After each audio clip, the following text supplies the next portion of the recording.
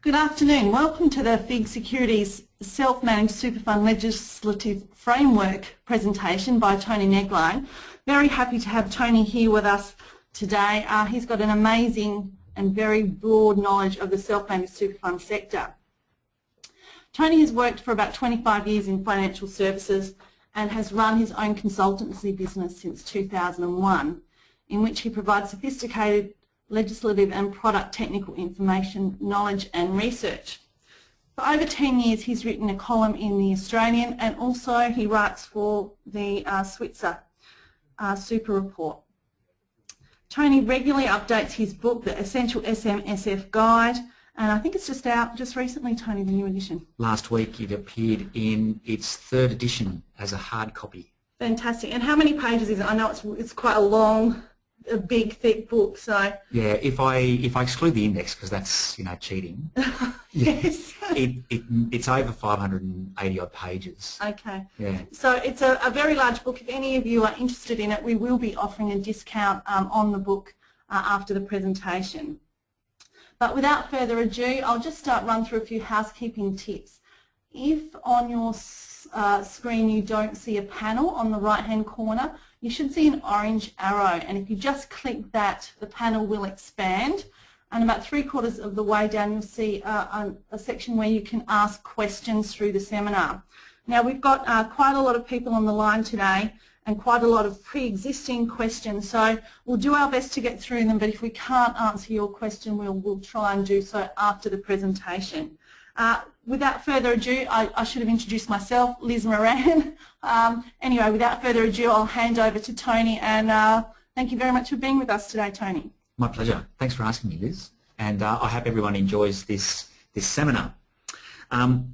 Liz asked me to do a topic of my choice for this session, and I thought it would be a good idea to discuss a lot of the changes that have been announced over the last 12 months or so, and maybe over a little bit longer period than that, mainly because the legislative process always takes a little bit longer than what many of us might typically expect. And so, and not only that, but also we've had a change of government, and as that process works, they have a different set of priorities to the previous regime. And I thought it'd be a good idea to run through, okay, well, what is in place, what survives, what's going to be amended, and what may happen into the future. Because with SMSFs, there are around about now 530,000 of them, according to Tax Office data.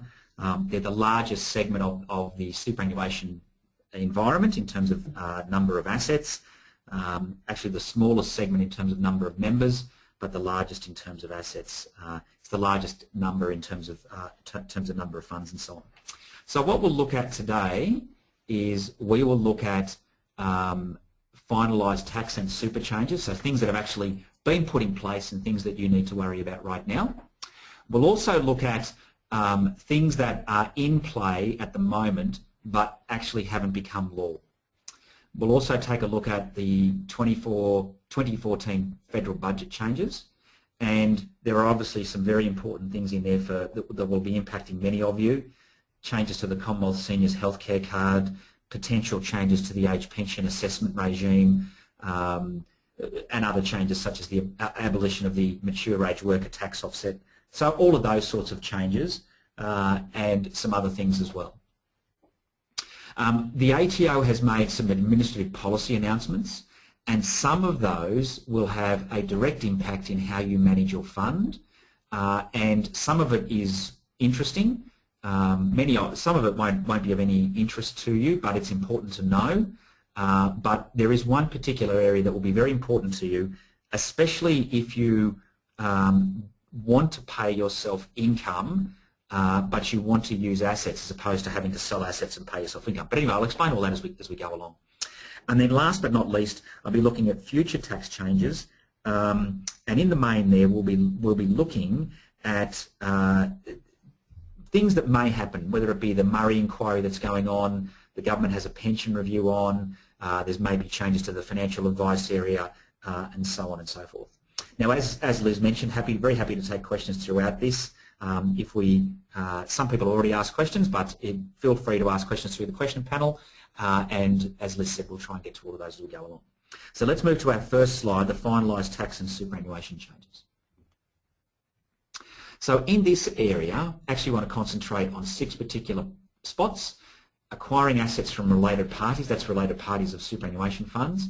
Now, related party of a superannuation fund are the members, their relatives, and related trusts and companies, or trusts and companies that the super legislation deem you control.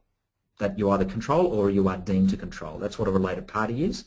And a relative is more or less anyone from you, your spouse or your former spouse, brothers, parents, sisters, aunties, uncles, grandparents, cousins, and second cousins, and so on. So quite a wide definition of related parties. We also want to look at administrative penalties for breaching super laws, because that's an important thing. No one wants to face a fine for accidentally breaching the super laws. Important to understand what that means to you and how to avoid it. Most people run their superannuation fund to try and avoid problems, and we'll be talking about how to avoid that. Fines for withdrawing money out of super illegally. So if you're not retired and you're removing money from superannuation, that's an issue that you want to deal with. Dividend washing is something that if you are thinking you've heard about, you're thinking of getting involved in, well, I've got some bad news for you. Writing your investment strategy, that's an area that always confuses many people, I find.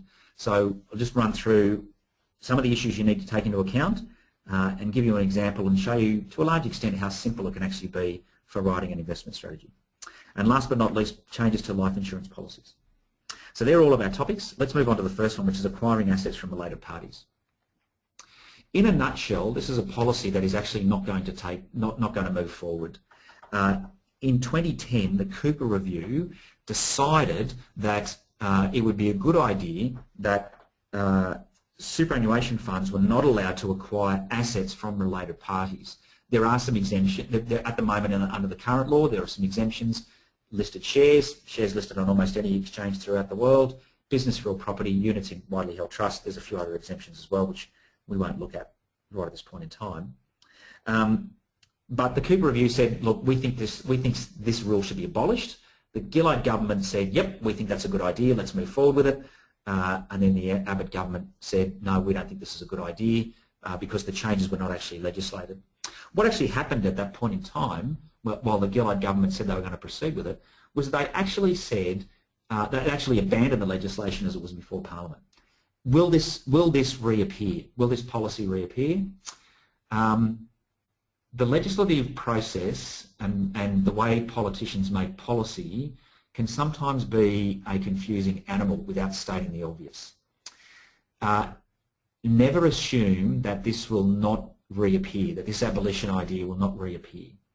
So my suggestion to you is if you have any of those exempt assets, listed shares, business real property and so on and so forth, that you want your super fund to acquire at some point in time, my suggestion to you is that you should think about doing that sooner rather than later. I am not suggesting that this will become a policy in the next 3 to 5 years. It may never see the light of day again, but you just never know. And given that it's been on the drawing board once, doesn't necessarily mean that it won't reappear. So rather than let lethargy make you unhappy, I think you're better off to get the job done and then say, okay, well that's now off my plate as a job to do, and then you can move forward. That's my suggestion in any case. All right, so unless we have any questions, we perhaps move on. We do, but it's one about dividend washing, and I know that's a bit later in the presentation, so I'll just get in. Okay, no dramas at all. All right. So let's move on to the next topic, which is about administrative penalties. Now, this topic, the Cooper Review said that the tax office needed an ability to apply penalties for non-compliance for superannuation administration breaches. And the main reason why they said that was it is possible for a self-managed super fund, or any super fund for that matter, to breach the super laws, fix up the breach when the tax office find that breach, and then there's really almost nothing that the tax office can do. So there's almost no penalties, there's no fines, there's no nothing based on the way the law used to operate. And the Cooper Review said, look, while many funds aren't actually doing that, it's probably not a good idea to have the ability to be able to do the wrong thing, fix the thing up, and then you can continually do that. And who is that helping other than those who are trying to skirt around the system? So they suggested that the ATO really needed to be able to fine trustees, a bit like a parking fine or a speeding fine, I suppose, to some extent. They also suggested that the tax office should have to be able to force trustees to go get educated in relation to their duties and functions and so on. And they also suggested the tax office should have the ability, where they find mistakes and failings and so on, to force a trustee to have to fix up those problems. Because at the moment, it can be difficult for the tax office to force you to fix up a problem that they find. So the Gillard government said, yes, we think that's a good idea, and they introduced legislation into Parliament. Didn't get it through Parliament in the time before last year's election. The Abbott government looked at it and said, yes, we think this is a good policy, and they've got legislation through the Parliament. Initially, the previous government said we want 1 July 13 as the start date, but given the delay in passing the legislation, the Abbott government said, okay, well, we'll have a 1 July 14 start date. So this is live. So we're talking about stuff that is in play right now. So at the moment, if you do the wrong thing, and there's a suite of areas where the tax office can charge you a speeding fine for doing the wrong thing. Now, unlike a normal speeding fine, so Liz is from Queensland, and if you speed in Queensland, you don't have the ability to complain except by going to court. You can't write to the police and say, look, I'm very sorry, I haven't done this before, I've been a naughty boy or girl, can you be nice to me? You can do that in New South Wales, you can do it once or twice, but you can't do it in Queensland. The only way you can fix it is to go to court. The New South Wales system will apply to these fines. If you don't like what the ATO have done, you can appeal to their better nature, and if they say no, the fine stands, you can then move to the court process. But effectively, the way it applies is that all of these fines apply to every trustee. So if you have individual trustees and you get fined, so for example, if you don't prepare the financial accounts for the fund in the required time, you'll have each trustee, if you've got, let's say you've got two people in a fund, both of them will be liable for a $1,700 fine. If you have a corporate trustee, there will be one $1,700 fine for that particular breach, and then on it goes. So you can see that there's a range of speeding tickets. In my view, this is a reason to consider having a corporate trustee. There are lots of reasons for having a corporate trustee, but this is one of them because it means that you'll only potentially face one of these fines. Now, the fines cannot be paid out of the resources of the fund. You've actually got to pay these yourself out of your own money. There's no other way of avoiding it. You have to pay it out of your own cash. You can't pay out of the fund. And exactly the same way is if the tax office say to you, you've done the wrong thing, go get some education, you have to pay for that education yourself. You can't pay for it out of the resources of the fund as the trustee. Now, how will the tax office use these rules? I have a suspicion that what they will initially do is that they will say, righto, you've done the wrong thing, can you please go get some education? Here's a range of courses that you can go to. Go pick one of those, go do it, come back and show us that you've done it, and then if you do the wrong thing the next time, then they'll start applying fines. So I think in the first year or two, I think it'll be a case of you're up for some education, and then you're up for a monetary penalty. So I think, as I said, this is a reason to think about having a corporate trustee. There are lots of reasons for having a corporate trustee, but this is another reason to add to it, that you actually potentially reduce the scope for facing these fines, which are, let's face it, are not very pleasant and potentially very easy to acquire. Tony, we've got some questions from the audience. Gary's on the line today. Hello, Gary. He's asking, regarding acquiring assets from related parties, can you acquire unlisted shares? The short answer is, Gary, to a very limited extent. There is those unlisted shares. If it is a company which you control or your relatives control, or you are deemed by the superannuation laws to control, you or your relatives are deemed to control it, then that company would be considered to be an in-house asset. Any investment that your fund makes in that company would be considered to be an in-house asset of the fund. And so that means that the maximum that you could invest in that unlisted company in your super fund is 5% of the market value of your the value of your fund, and that test, that 5% market value test, must be redone every year. And if you breach it, you must sell down the assets of the fund, so you fall below the 5%. So that's if it's a related party. If it's not a related party, then yes, you can, but be very careful if it's your employer. It can get very nasty. So there is a rule, without getting bogged down in these details here, there is a rule that allows the tax office to deem any investment that your fund holds is an in-house asset. So that means that they, let's say if it was your employer, let's say it's a large employer, unlisted employer, not listed here in Australia, say, it is open to the tax office to say that's an in-house asset, and then your fund has to divest itself of it if it breaches the 5% rule. So the short answer is, if it's a related company, 5% rules. If it's not a related company, the tax office might deem it to be related. So I guess what I would suggest to you there is proceed slowly and be very careful, and just think carefully about what you're trying to achieve. Okay, thanks, Tony. We've got a few other questions we might try and get through. David asks, SISA 6. Section 65. Section 65, sorry, thank you. Excludes an ex-spouse as a related party, is that right? I'll have to take that on notice and just be 100% sure about that. So, okay. And we'll let everyone know. Okay. John has asked, do SMSFs in pension phase have to provide superannuation income stream PAYG payment summaries to members each year? If there is income tax being paid, if it's being paid to someone who's 60 and over, then no, they are not required because they're not part of income. They're not deemed not to be part of your income. So that's certainly in the SMSF environment.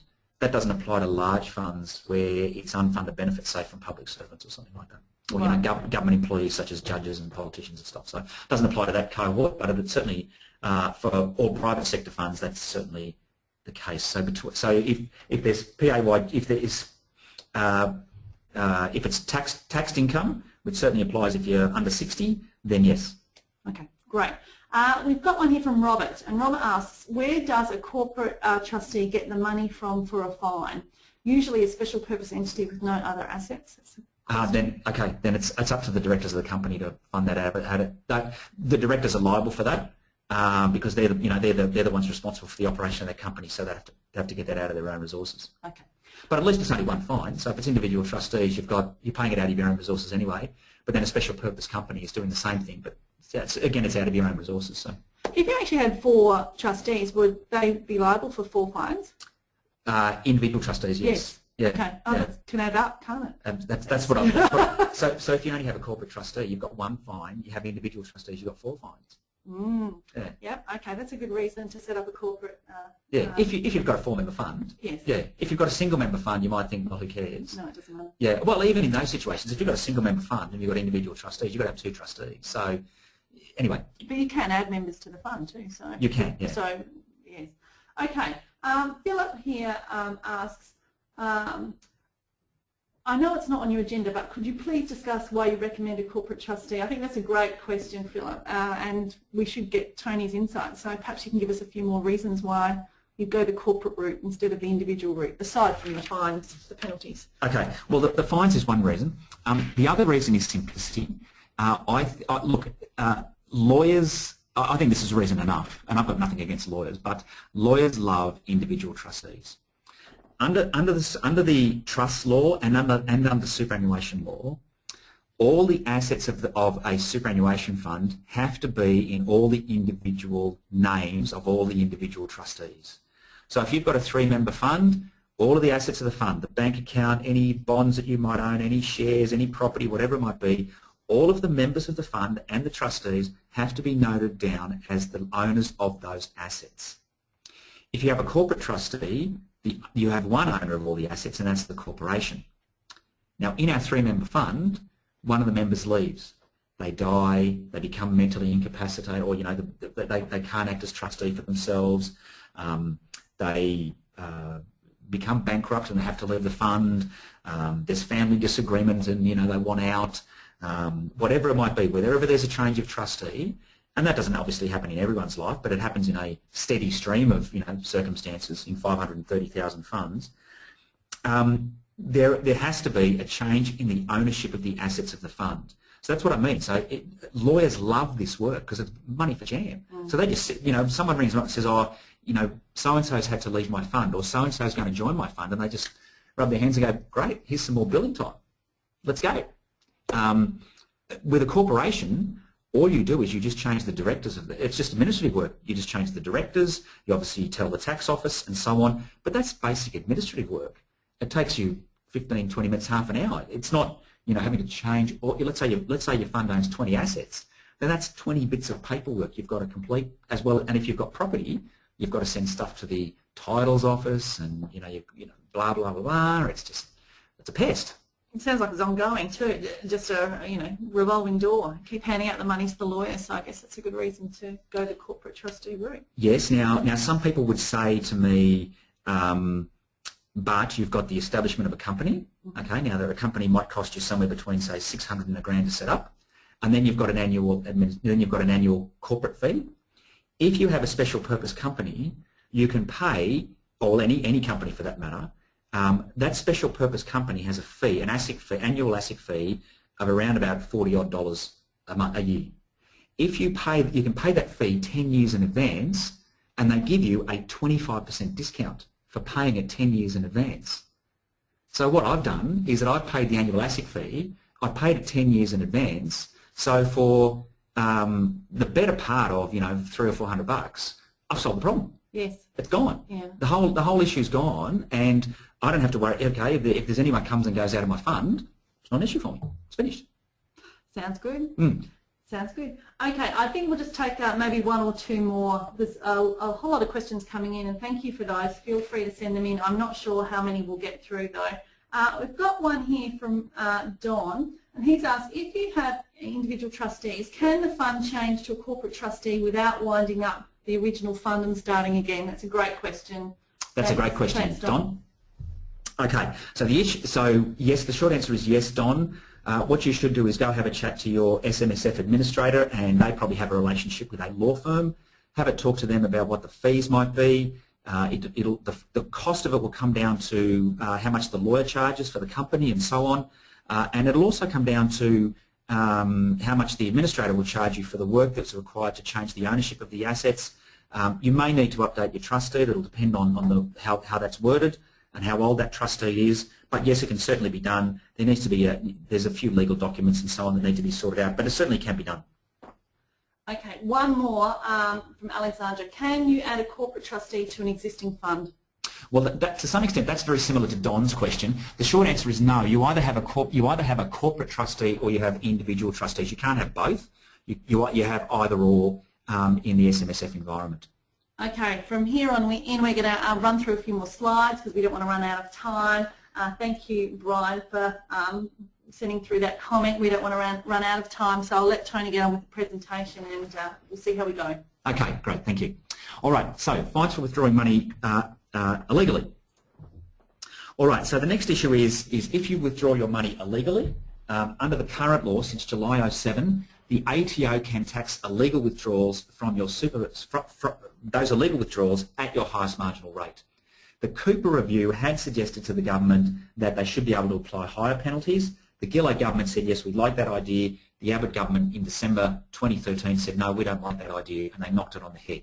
So, but that July 2007 change still applies. So if you, let's say you're still working and you're short of cash you're short of cash for whatever reason, and you think, okay, well, I've got some money in my self-managed super fund, I'll just write myself a check, or I'll transfer the money to pay my home loan off, or whatever it might be, whatever it is that you're trying to do, or pay your some of your debts down.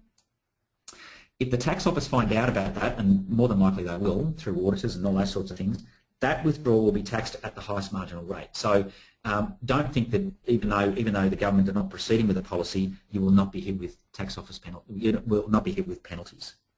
Now there is another fine which is potentially available in this space, but probably doesn't apply to most investors. It's more to people who encourage others to withdraw their money illegally. So there are a group of spruikers out there, if I can use that term, and what they do is they run around town and they suggest to investors that, hey, listen, I can get you your money out, you can get your superannuation money out early. What we'll do is we'll transfer it out of that large fund you belong to, we'll set up a self-managed fund, and then we'll just accidentally write a cheque to ourselves. That's called promoting the illegal release of money, and that is subject to quite severe penalties. And that policy has been in place for a year or so now. That legislation was passed last year by the Parliament.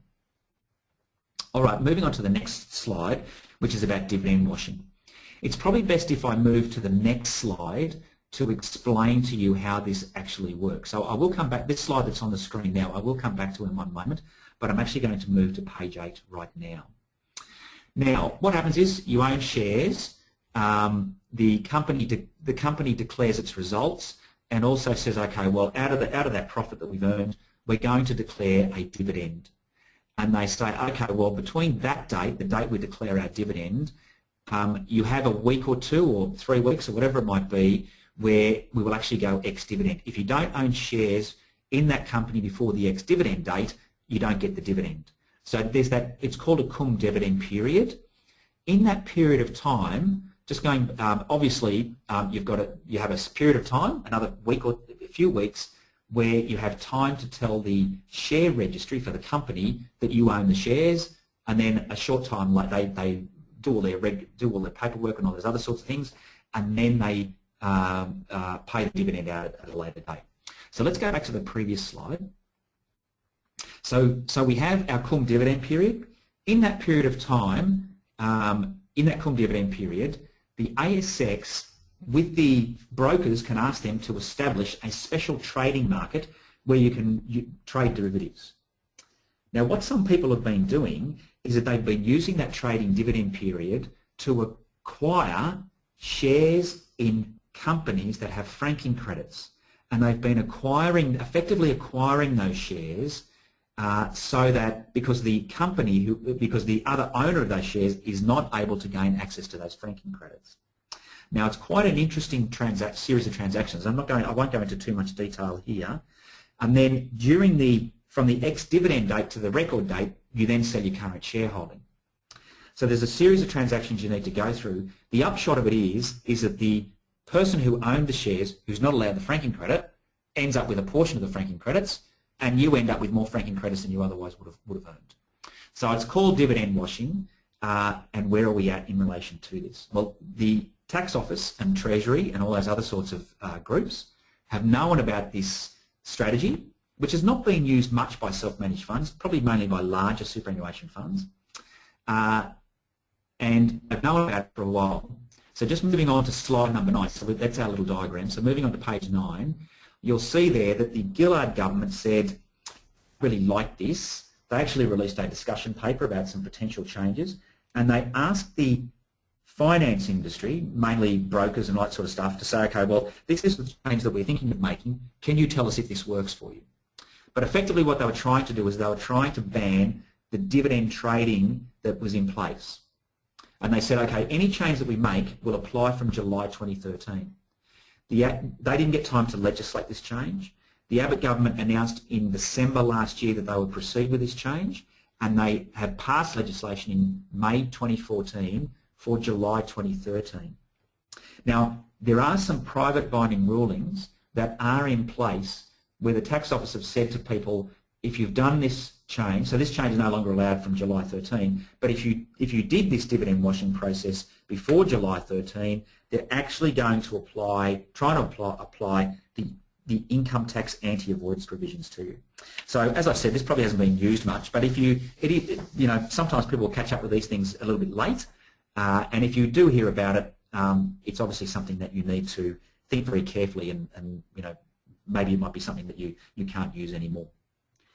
Tony, I'm just going to ask one quick question because I think a lot of Sure. listeners might find it interesting.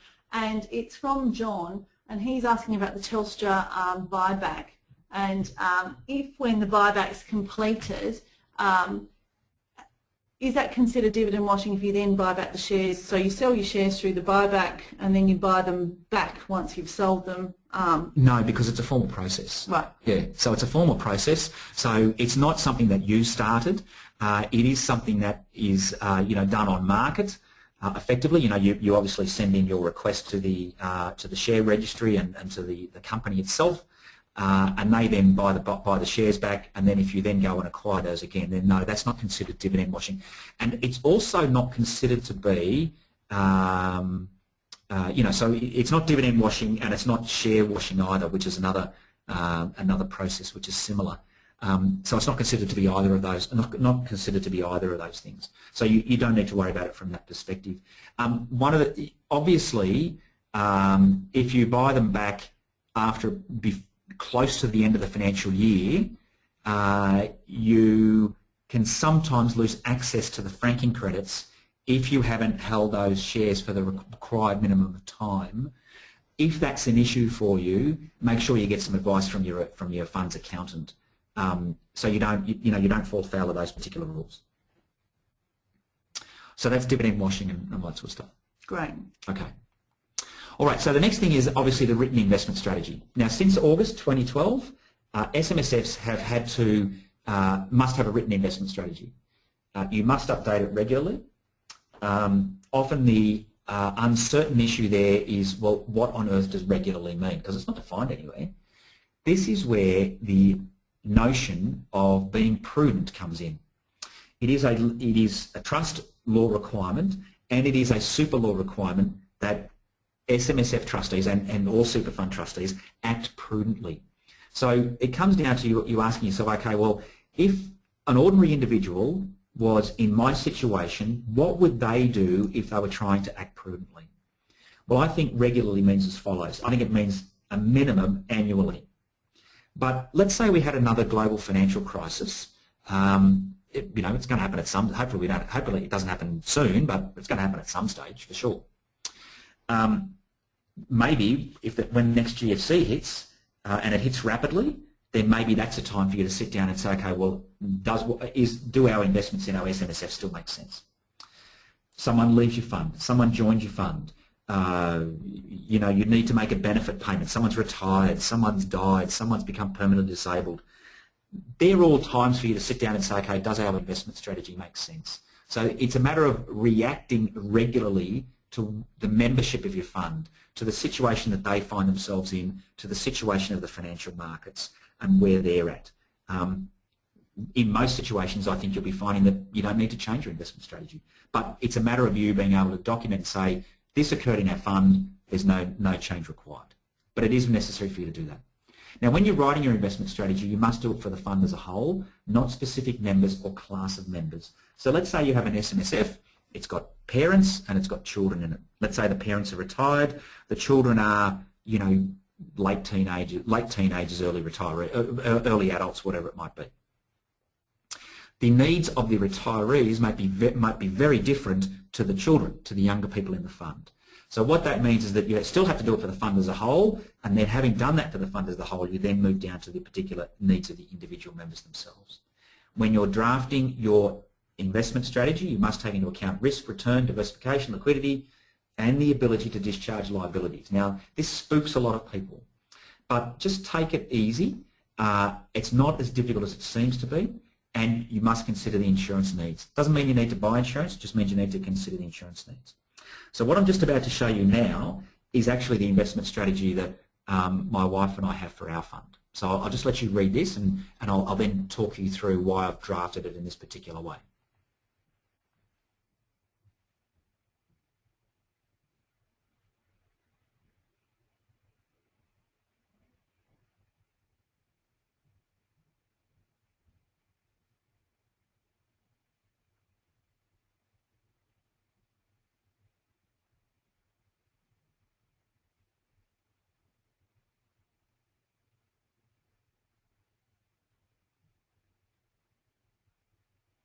Okay, now you'll see here that what I haven't done, one of the things that we haven't done is that we haven't mentioned any specific assets.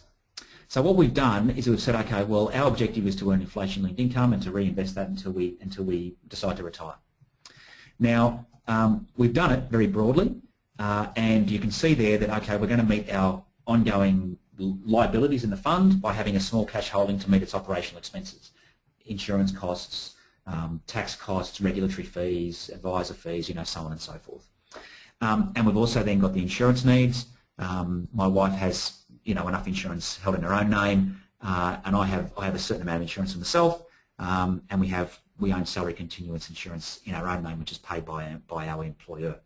So that's our investment strategy. No specific assets are mentioned, no asset allocation or anything like that, mainly because when we buy and sell assets, we're mainly buyers, we're not really sellers, that's when we say, okay, this is how it fits into our investment strategy. Our investment objective is to earn inflation-linked income from our investments and when we retire, and this is how we actually achieve it. So that's really all there is. That's what our investment strategy is. Now, I'm probably sure that in many situations, financial advisors or other people might be able to pick holes in this particular investment strategy, but that's an example of the sorts of things that you might consider using for your own purposes. Whether or not it satisfies your own purposes, of course, is something that you will need to decide.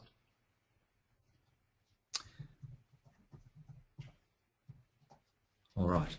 I think we'll keep going, Tony. I've got lots of questions, but I think I'll try and group similar ones together at the end. We'll let you finish on this point. Can I just say to, there's a number of people that have asked, will the slides be made available? They will be made available on the website, and we hope to have a recording that you can then download and listen to the presentation again. So I'll let Tony keep going at this point, and we'll see how many questions we can answer at the end. Okay, great.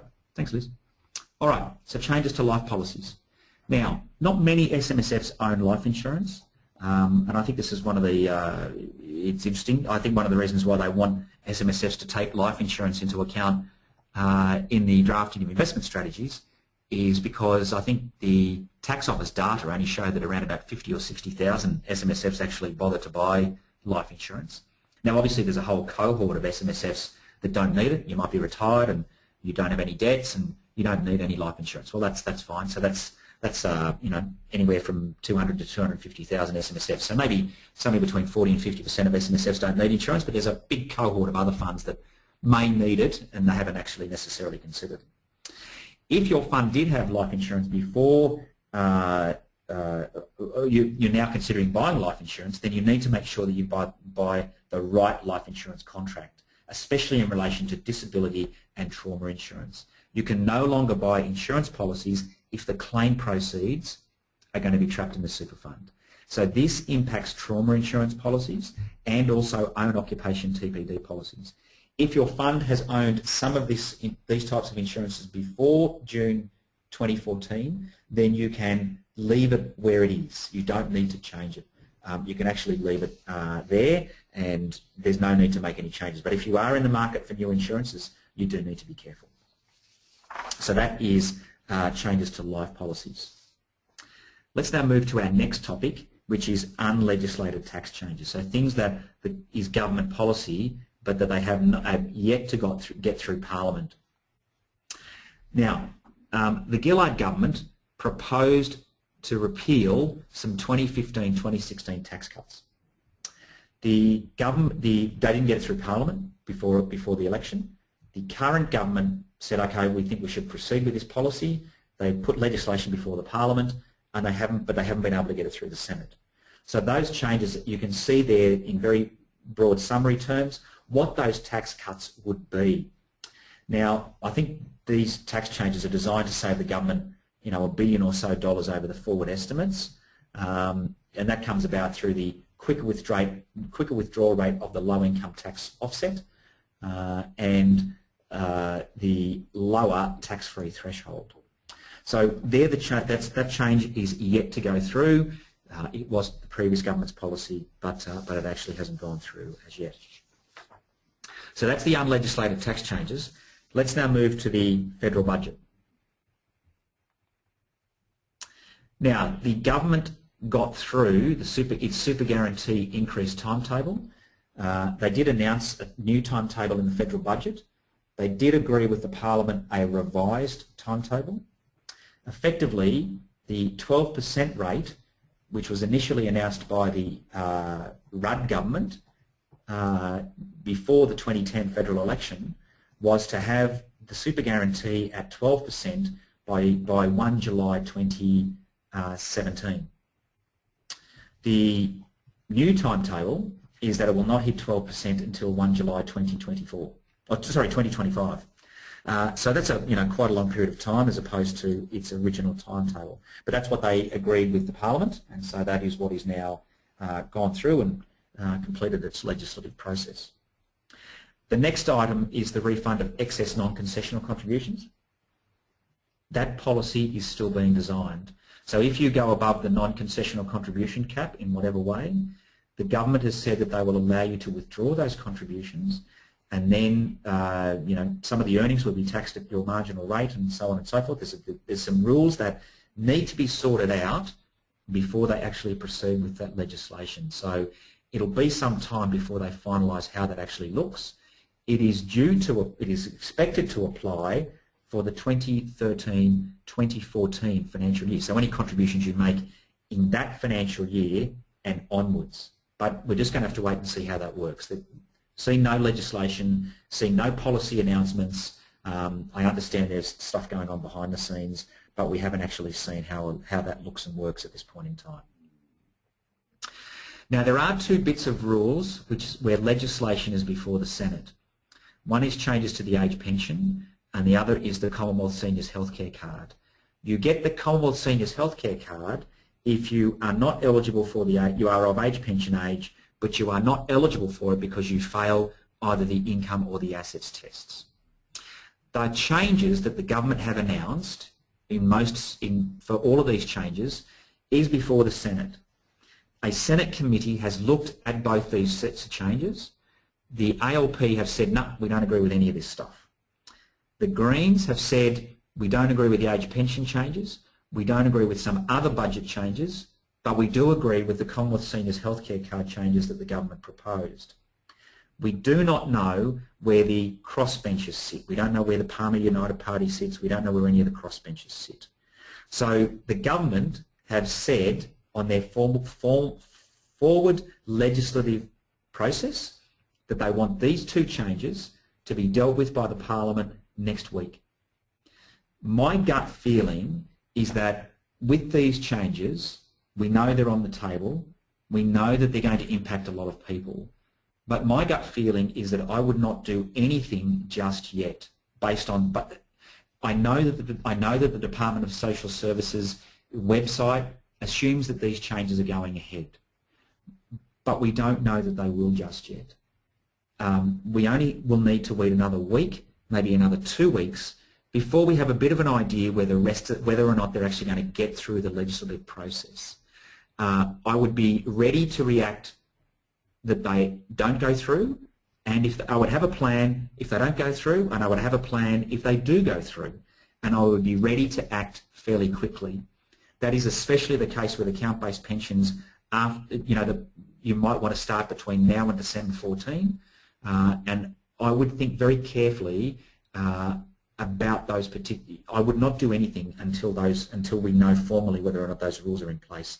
There are no guarantees. The only thing that we do know that's changing out of all of these rules is that the income thresholds for the Commonwealth Seniors Healthcare Card will be indexed by the Consumer Price Index. The first index has actually gone through. It has been legislated and will actually take effect in 2 days' time on the 20th of September. So, and those new thresholds will be $51,500 for a single person and $82,400 for a couple where they're both living together. So in other words, they're not separated by illness or anything like that, and assuming, of course, they don't have any dependent children and so on and so forth. Tony, one quick question here from David. He said, could you please confirm the Commonwealth Seniors Health Care Card arrangements are grandfathered for existing cardholders? If your existing pension, if you have an account-based pension that starts before January 15, then that pension will not be deemed if you are a current Commonwealth Seniors Health Care Card holder. However, no matter who you are, if you start an account-based pension after January 15, or you are a new Commonwealth Seniors Health Care Card applicant after December, your pension will be deemed. That's the rules that they have in place. But as I say, this change is not legislated. There's no guarantee. You can't. You know, many times I've seen policies like these proposed, and for whatever reason it can't get through Parliament, and ultimately the government says, right, okay, well, we can't get it through. We'll try and save some money somewhere else. So don't assume that because it's before the Parliament and the Department of Social Services is saying it is policy, don't assume that it actually will. It'll be dealt with next week, hopefully dealt with next week by the Senate. But the short answer is that yes, they are grandfathered. Those pensions are grandfathered, but anything you do after January is not. It'll be deemed. Right.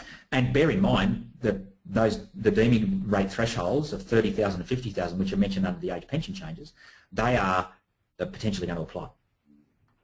All right, so they are things that you need to take into account. Now, the mature age worker tax offset, the government are going to abolish that. They have legislation should be introduced for that in the very near future. I would think in the next week or two. All right, so ATO policy, administrative policy announcements. Limited recourse borrowing arrangements, very hot topic at the moment in superannuation land.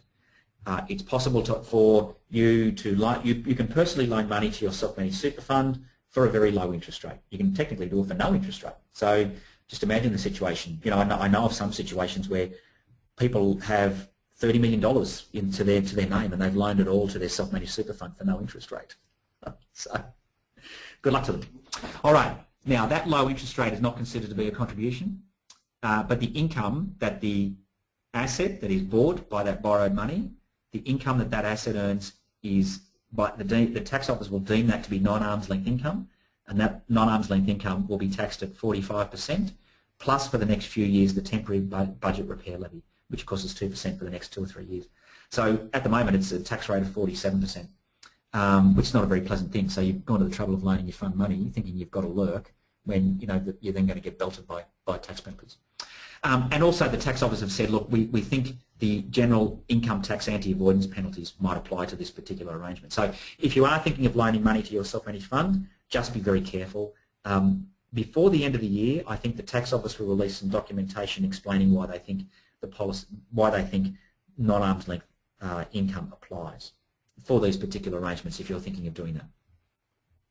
Now, the next issue involves lump sum withdrawals from account-based pensions.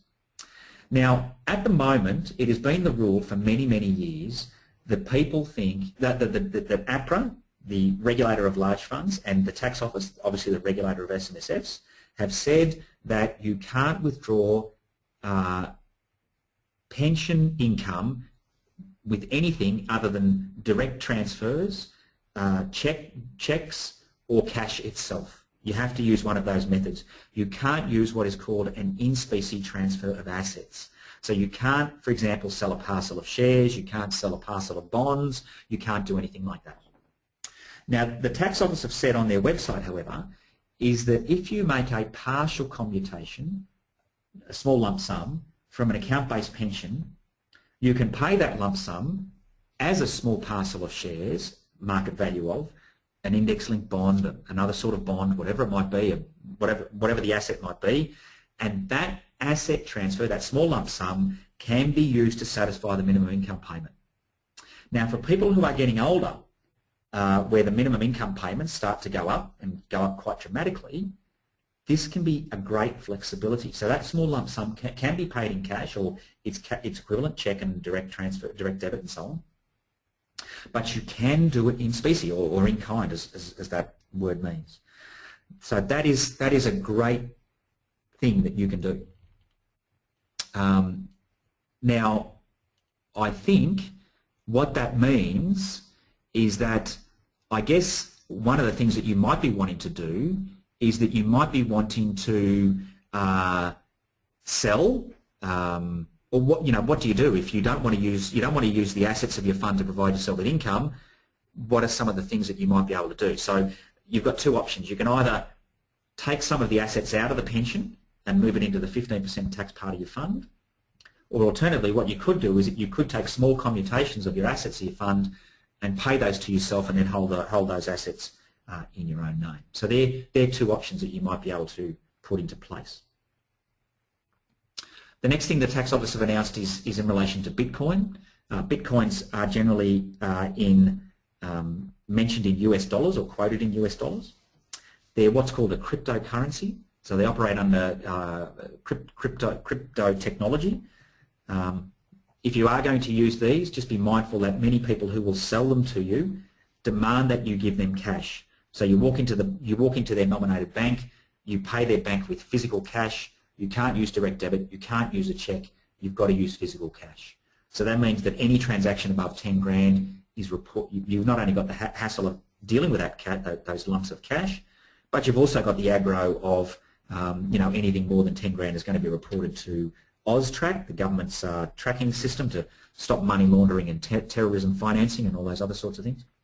So you need to bear that in mind, that if you're going to get involved in it. It's technically possible though that a fund, if they own Bitcoins, could use them to provide services. I can't imagine many accountants, auditors, other providers, financial advisors, whoever, would want to take Bitcoins as payment for their services that they render to you.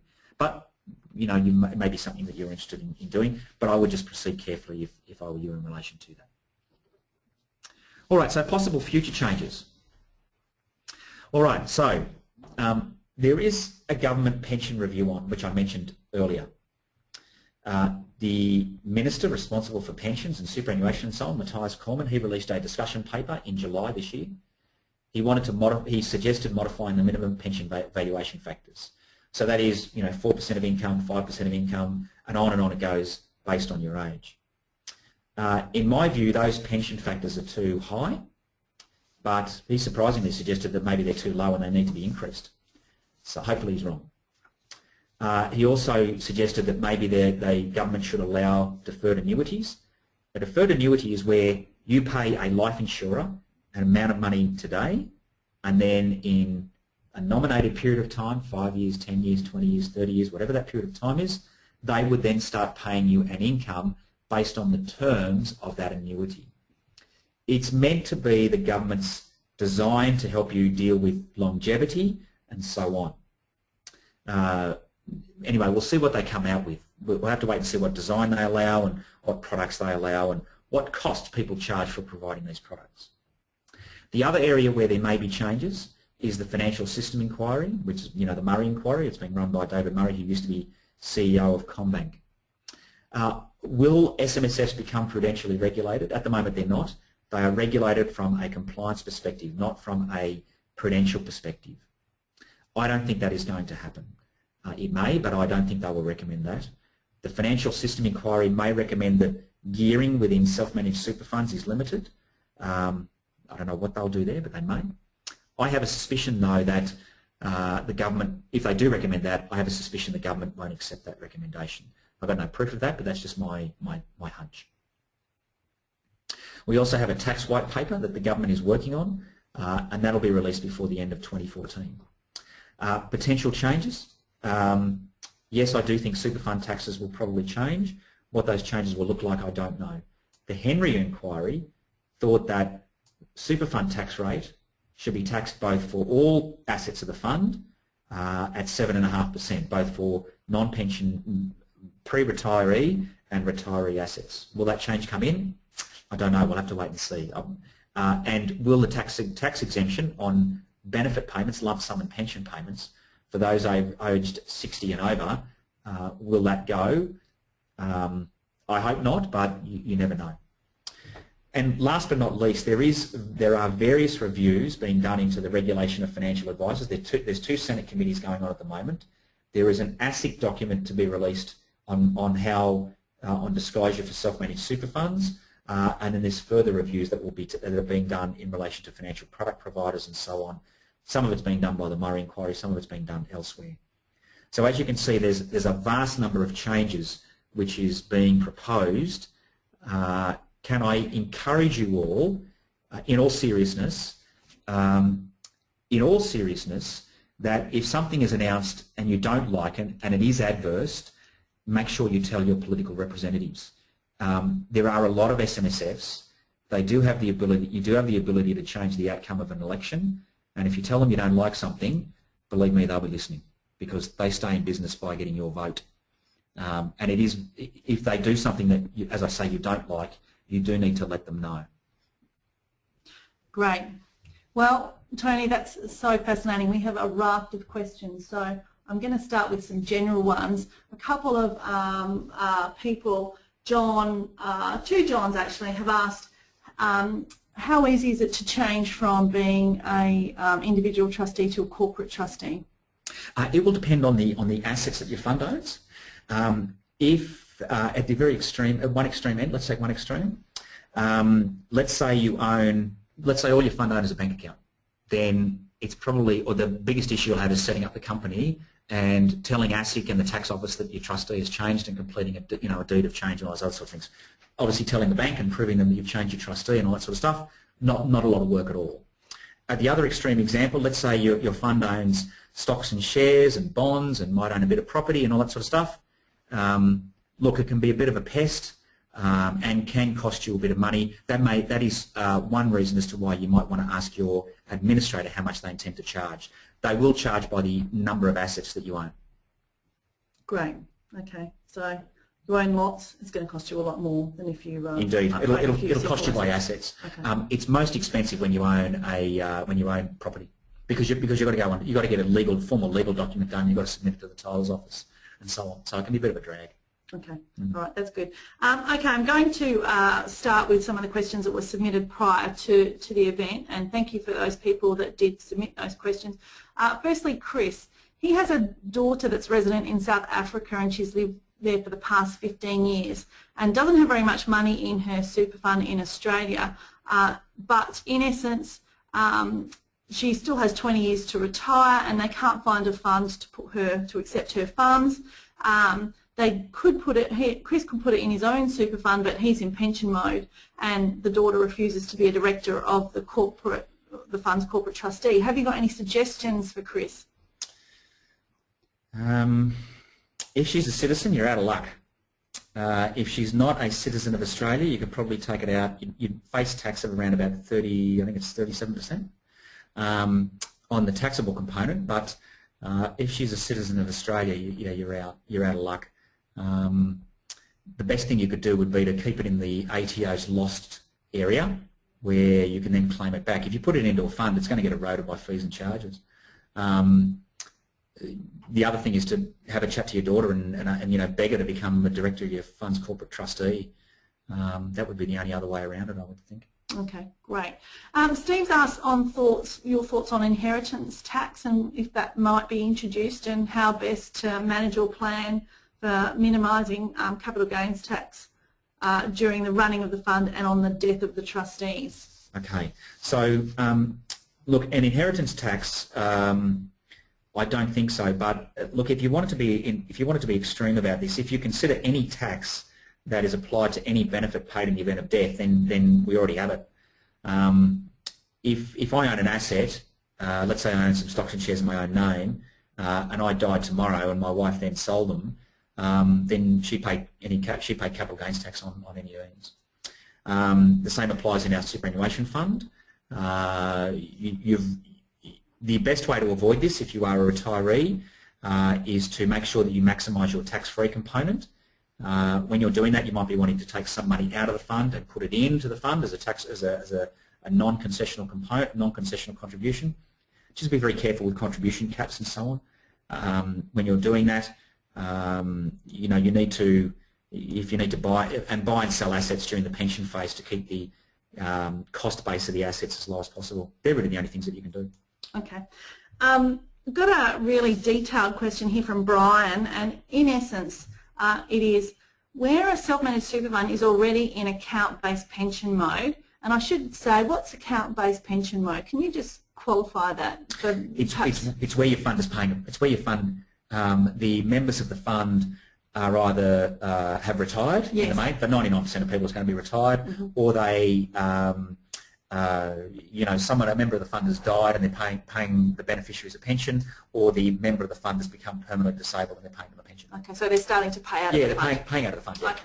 So where an SMSF is already in account-based pension mode, commentary suggests it is necessary to commute to accumulation phase in order to take proper steps to put AVR provisions in place, then convert back to pension mode. I don't know what AVR provisions are. That'd be auto-reversionary, I would think. Right, yes. Yeah, okay. I would think that would be auto-reversionary.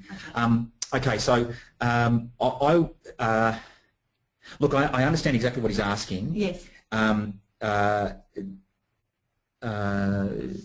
what I think you need to do is it's the quality of documentation that is going to drive this. It's the quality of your trust deed, it's the quality of your pension documentation. You need to get those reviewed and you need to look at them carefully. You may need to get them updated. I do think, I know you refer to an article that John Wasiliev wrote in the FIIG Review in early July, where it's possible to do certain things. To be honest with you, it should be relatively easy for your super administrator to stop your existing pension and start another one. It's cleaner, it's neater, and believe me, it's less aggro, and there's more certainty by doing it by stopping and starting rather than mucking around and trying to be clever with the legal documentation. Okay, great. A question here from P. McCurdy, and thank you for this one because it relates to bonds. Can you recommend a strategy for an SMSF in pension mode which can accommodate investment in inflation-linked bonds, which generally pay an interest rate lower than the ATO minimum withdrawal rate, which would still allow the fund to maintain its capital? Okay, so in that situation, what I would suggest is I think you can buy index-linked bonds in 10 grand, is that right? Yes, in minimum parcel size. So $50,000 up front, but then in $10,000 parcels you can trade. You can buy and sell in $10,000 parcels. Right. Okay. And what happens? So the index. What happens to the so flat income? How does it work? Is my understanding it right? A flat income gets paid to you, and the indexation is added to the value of the bonds. That's right. Yes, yeah. That's right. Okay. What about an index-linked annuity? How does that work? So that works like a reverse mortgage, where the company pays you back quarterly principal and interest. And is that income indexed? Yes, so it's that repayment is indexed. And what's the minimum you can buy those? I think $10,000 still. Again, yes, right. Again, okay. 10,000. All right. So the way to do this is that you would pay yourself. This comes back to this tax office issue that I was talking about. I'll just go back with my slides if you don't mind. I'll just go back to this particular slide here, slide page 15.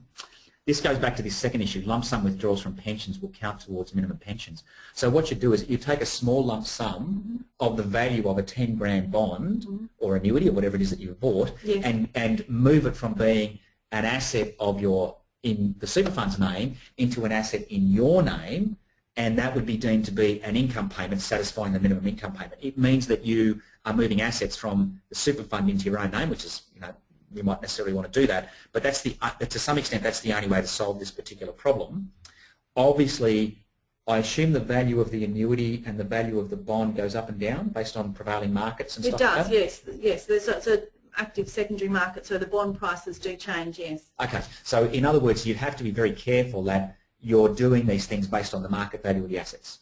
Right, yeah. Right. And we have one here from Ken. If a SMSF has a corporate trustee, can the annual trustee declaration be signed by 2 company directors, or must it be signed by all members and trustees? Okay, Ken, I'm not 100% sure what you mean by the annual trustee declaration. Forgive me if I get this wrong, but I assume that you mean the annual ASIC document that needs to be signed for the corporate trustee. If that's the case, then no, that can be just signed by the secretary. If you are talking about the trustee declaration that needs to be signed when you become a trustee, well, that document only needs to be signed once, and then you keep it on file. You've got to keep it for 10 years. You pop it in your files where you create your fund, and then you forget about it. But that obviously must be signed by all the trustees as they join the fund or become trustees. So that's the situation there. Okay, I've got a few questions about insurance, and just to clarify, there's no obligation for trustees to buy insurance for members, is that right? Correct. You have to take it into account though. So what you need to do is that you can turn around and say, we've considered the insurance issue and we've decided we don't need it. Equally, you can turn around and say, well, we have considered it and we realise we do need it and we're going to take steps to fix it. It'll obviously depend on your circumstances.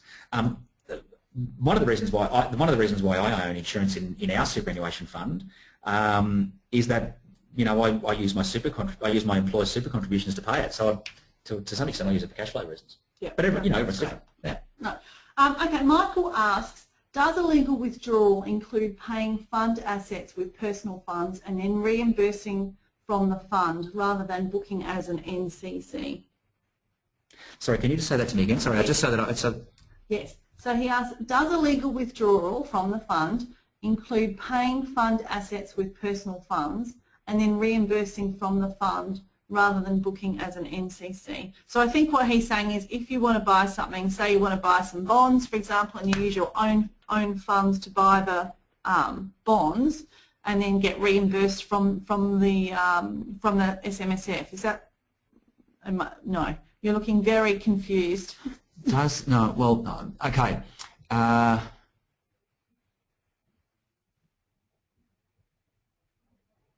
Look, Michael, to be honest with you, what I would do there, I'm not entirely sure why you would buy the assets in your personal name and then, so you're buying them in the personal name. I think, Michael, I just want to clarify what you're asking there. So I don't want to say the wrong thing. I could go down the wrong angle there and confuse everyone. So we might leave that and get back to Michael. Yeah, and just clarify what he's asking. Okay.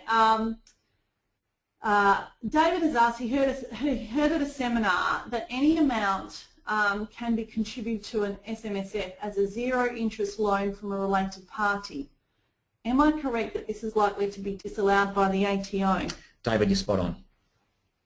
Absolutely spot on. If you go back, if you look at the slide that we're on now, slide 15, that is certainly going to be knocked on the head. Well, it's not going to be. The tax office are going to apply tax penalties. As simple as that. Okay, great. I've got a question from Kim, and that asks, do you think the ATO stance of getting clients to amend earlier tax returns and repay franking credits prior to the 1st of July 2013 will be challenged by any external parties? Yes, possibly. Yes. The short answer is, Kim, yes, I do think that is potentially the case, that someone will maybe take it to the Administrative Appeals Tribunal or maybe the Federal Court or whatever, but it would certainly want to be a fairly sizable sum of money to justify the expense of doing that. It'll be interesting to see what the outcome is, I guess. Mm-hmm. Yeah. Okay.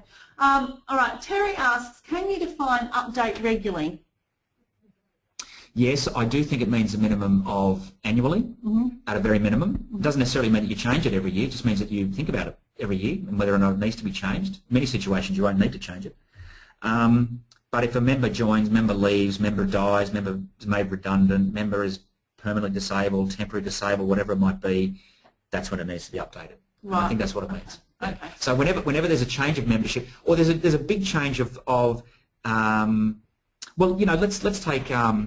let's take an unfortunate example. We all know that there's an investment fund at the moment that has been placed into voluntary admin. Yes. It's okay. Yes. Now it's in the papers at the moment, and certainly our editor Andrew Main, who works at the Australian, he's been writing lots of articles about this particular thing at the moment.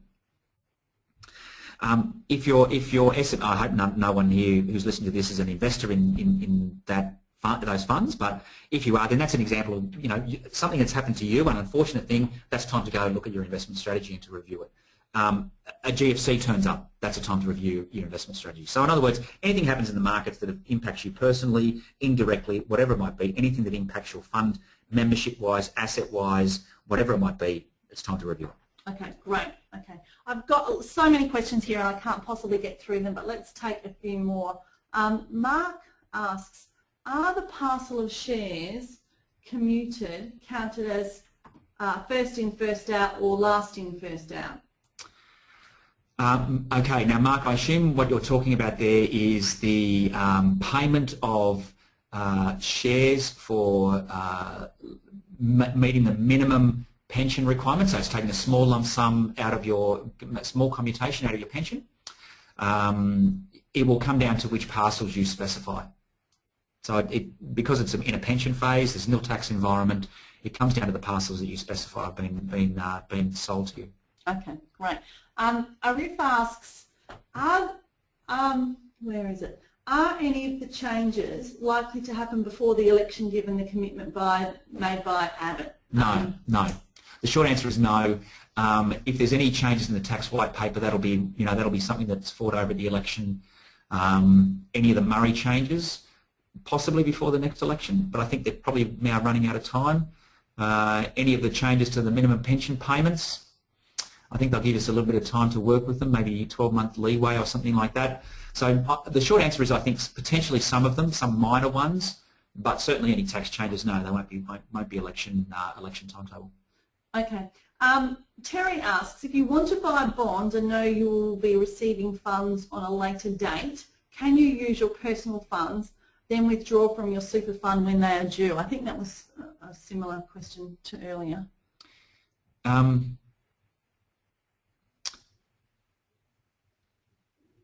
Okay, so in other words, you know that you're going to... you know you're getting a distribution from your SMSF, or you know money's coming. Can you buy funds prior to the money being in your hands and then reimburse yourself as such? So in that situation, is Terry trying to own those assets personally or in his fund? No, in his fund I'd say, but he's possibly just trying to take advantage of the market. Like he might see, say, Qantas bond at a good rate today and thinks, I really want to buy that Qantas bond. I don't want to wait the 2 weeks until the money is paid from the... So what he's trying to do is that he wants to buy them in his own name, and then whatever assets he has in his fund he's selling, and then when he's got the proceeds, he'll then use those. He'll then effectively buy those bonds from himself. Well, into the fund. I think probably he wants to buy them in his SMSF name, but use his personal funds. No, you can't do that. Yeah. What you would need to do is that the fund would need to borrow from a bank or similar institution on a short-term basis. Buy for example, the Qantas bonds, Yes. whatever it is, or whatever the asset is, sell the existing shareholding, and then pay down the debt. There is an allowance in the super legislation that allows you to borrow. But no, what you would be effectively doing there, Terry, is that you would be then effectively selling an asset that you own personally into your fund, and an asset that you are not allowed to sell into your fund unless you want to go to jail for 12 months. Okay. Sorry, these questions are all jumbled. Enoch asks, what is the minimum balance to start an SMSF? There's so many different versions of that in the market. Do you have an opinion, Tony? Enoch, it'll depend on what you want to do in the fund, and it will depend on how much you're going to pay to run your fund.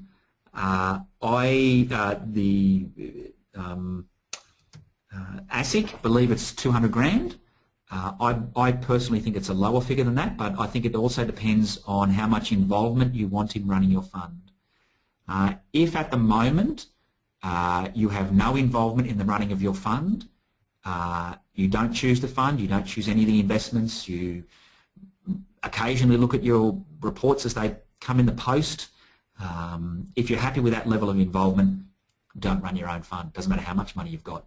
But if you want to have more involvement in the running of your fund, you want to own specific assets, I don't think it really matters how much you've got. It all comes down to what you want to do and what you want to achieve, I think, and whether or not you're paying a reasonable sum of money to administer your fund. Okay. I think we'll just take a couple more. Have one from William. What percentage of assets can be invested in the solitary high yield fund? And I don't know if there's any rules surrounding that. No, the short answer is there's no rules. Okay. It'll come down to what are the requirements of your fund and the liquidity requirements, and your ability of your fund to discharge its liabilities and all those other sorts of things. So technically, you could invest all of your assets in your fund into that that high yield fund that William mentions, but you've got to have a justifiable reason as to why you've done that. You know, there might be a very good reason, but if he buys that asset and then he can't discharge his liabilities, you know, can't pay his regulatory fee, can't pay his accounting fees, can't pay his tax, all that sort of stuff, then, you know, a few questions might be asked. The argument might be that you haven't acted prudently. No, and I guess you always have to go back to act within accordance to your trust documentation, which is very important. Yeah, act in accordance with your trust deed. You know, what would a normal, in my situation, what would a normal, prudent individual do in my situation? That's the question you've got to ask yourself. And if you think, okay, well, yeah, well, of course they'd invest in this high yield thing. Well, how would they pay their taxes, and how would they pay their regulatory fee, and you know, what would they do if, you know, the value of this thing, you know, went down the gurgler? And you know, you've got to ask yourself those questions. Yeah. Okay, great. I've got a very long question here from Graham. I'm just going to try and summarise, and there's multiple questions here, so I'm just going to try and summarise it, and I'm hoping it's going to make sense to you, Tony. If not, we might have to skip it. So he's asking about lump sums. If my SMSF pays my trip, and I'm not sure what that is, as a lump sum from the non-taxable component of my super held in the super fund, does the fund have to deduct tax from the pension? Yes. Okay, that was an easy answer to a long question. Let me try the second one. Does this non-taxable component have to be non-preserved, non-taxable super, or just non-taxable super? Oh, sorry. So it's non-taxable component. No, but the thing is that when they pay out the pension, they've got to pay out percentage proportions of the taxable component and the non-taxed. The taxable is subject to tax. They have to issue a PAYG statement on that, and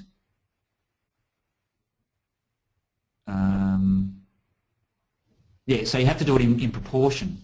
So sorry, where's the second question? Oh yes. Now, because it's a TRIP, because it's a transition to retirement income stream. Right. Yep. So it's payable, you know, once you reach 55, or your pension age between 55 and your retirement age, or if you're anyway. Let's not go into the whys and wherefores of that. Now, does this non-taxable component, because a lump sum can only be paid from your fund if you are retired or 65, whichever comes first. So if you're receiving a transition to retirement pension, you can't receive a lump sum because you're not retired. No, fair enough. Yeah. Fair enough. Okay, I'm just going to have one last look down here.